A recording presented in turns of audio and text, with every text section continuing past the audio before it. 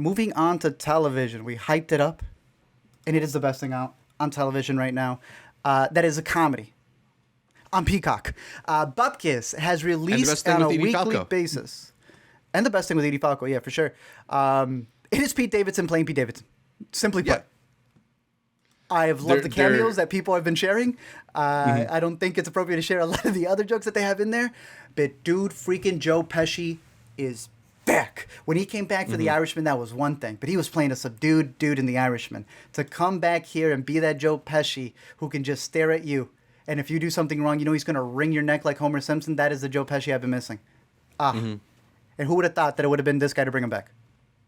I mean, it's also like the right sort of balance because since he's playing Pete's grandfather here, there is that like tough ass edge that Joe Pesci always carries, but there's that love too, that familial love that you're able to see, and that's I think gets at the heart of what makes Pesci special is that he can tell you off and make you feel terrible, but also when he does show you warmth, you feel like nobody sees you more clearly than Joe Pesci. So he's excellent in it. I was also really glad to see Brad Garrett get a lot of run as like an uncle on the show. I've always thought Brad Garrett's pretty hilarious. He's hilarious here. Just all the famous faces that show up are really well deployed.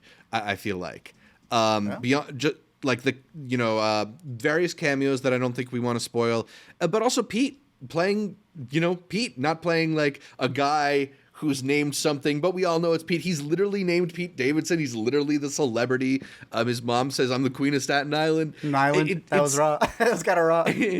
And I think it's kind of interesting to see him drop the pretense and just sort of be natural, because even on SNL, that would always be like the place where he was funniest is when he wasn't doing a character, when he was kind of just doing Pete Davidson. He's got a charming persona and like an interesting perspective. I think it's interesting that there is sort of like a bit of a dramatic undertone to some of the show. I think I like it most when it stays kind of silly.